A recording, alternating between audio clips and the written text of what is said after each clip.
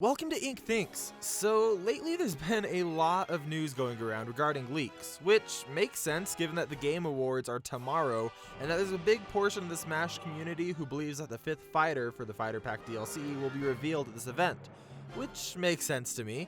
I mean, it's about time for the next fighter to be announced, and last year Joker was announced at the Game Awards, which I just want to say was an awesome reveal that was totally lost on me because I hadn't yet played Persona. I have since, though, learned the error of my ways and discovered that Persona is awesome. Anyway, back to the point about the Game Awards. Several prominent leakers have had their say in what to expect there, but the most attention is going to two big ones, Sabi and Vergeben. The two of them have been going back and forth, deconfirming character after character, company after company, and frankly, it's getting a little ridiculous. Hear me out.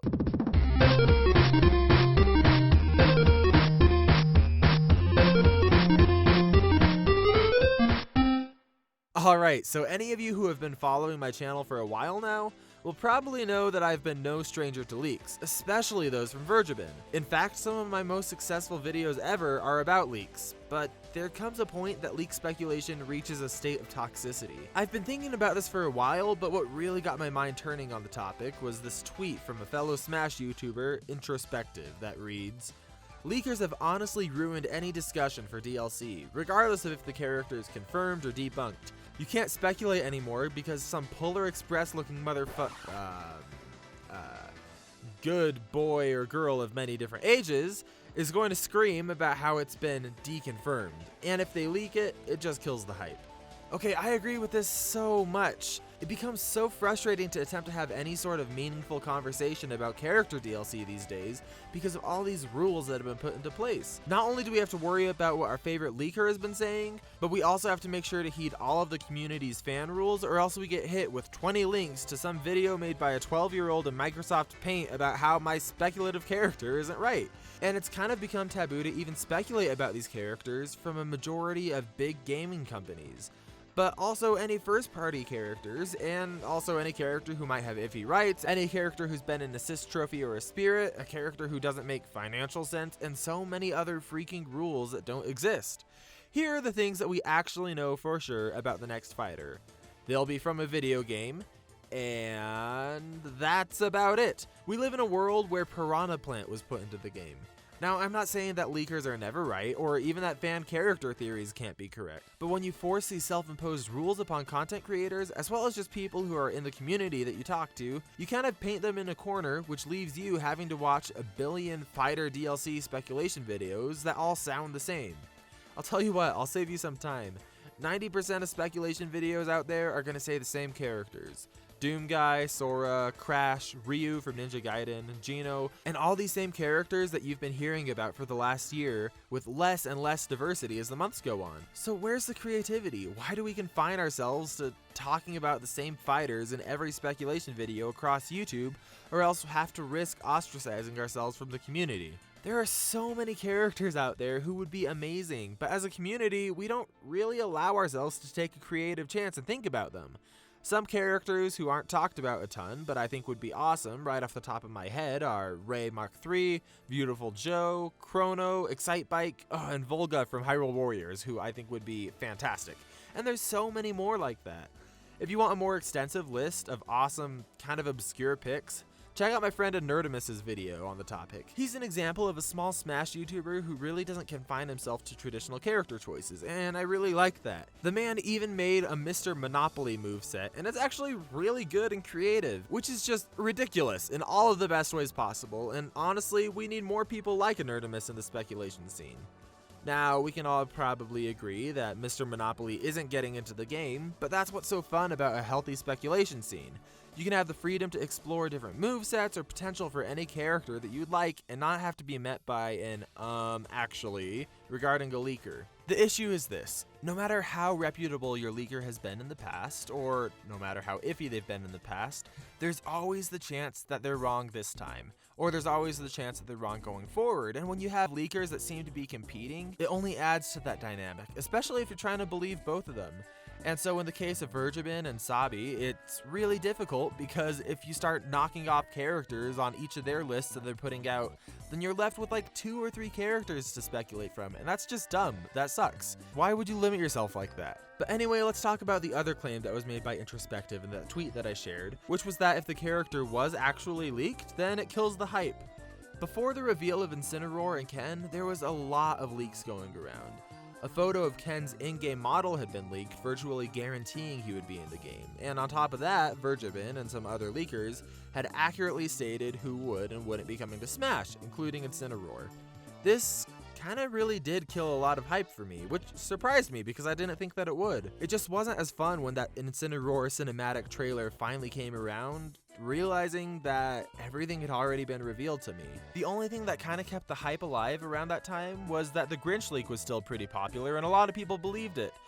But that's also kind of problematic because let's say, for example, that the Grinch leak was real, and then in the first few minutes of the video, Chorus Kids and Mach Rider are revealed instead of Ken and Incineroar. That would be so cool for about a minute until you realize that now the entire 45-minute Smash Direct was spoiled for you because you know the other characters that are coming. So on top of just ruining the fun of speculation, it can kind of damage the fun of watching the character be revealed, at least in my opinion. So anyway, all of this talk kind of begs the question, why do we want a speculation community? What purpose does it serve for us? Because right now, the speculation community and the leaker community have kind of merged into one and the same. If you watch speculation videos because you have a character in mind who a leaker may have mentioned, and you just want to hear person after person talk about their feelings on that character, then, I mean, that's fine, I guess. But I mean, there's entire websites dedicated to echo chambers like that if that's what you really want. And if you want to watch videos because you want the latest updates on leaks, then that's also fine. Papa Gino's is an example of a channel that I like a lot who's dedicated to that. He talks about pretty much every leak out there and jumps into a bunch of speculative theories as well. But that kind of brings me to what I think the speculation scene is best used for, to start conversations. Whether that be a conversation about a wacky character who probably doesn't stand the best chance, or an analytical dive into which companies would make the most financial sense for Nintendo to partner with, or even talking about weird theories that just lead to further conversation. For example, there was a theory floating around for a while that was dubbed the belt theory. It talked about the fact how every DLC character so far has had a belt, and so a bunch of people started theorizing what belt-wielding characters might make it into the roster, which is both hilarious and also kind of what I love to see in a speculation community. Do you guys remember the Thanos theory going around before Avengers Endgame? It basically said that the 6 Infinity Stones were each in a location that could be turned into Thanos' name when put together. Tesseract, Aether, Necklace, etc. And it turned out to not be correct, but having that theory go around was really fun to think about and talk about. It started conversation. Now, take that fun theory and imagine how much less fun that would have been if someone had leaked where the real stone was going to actually be.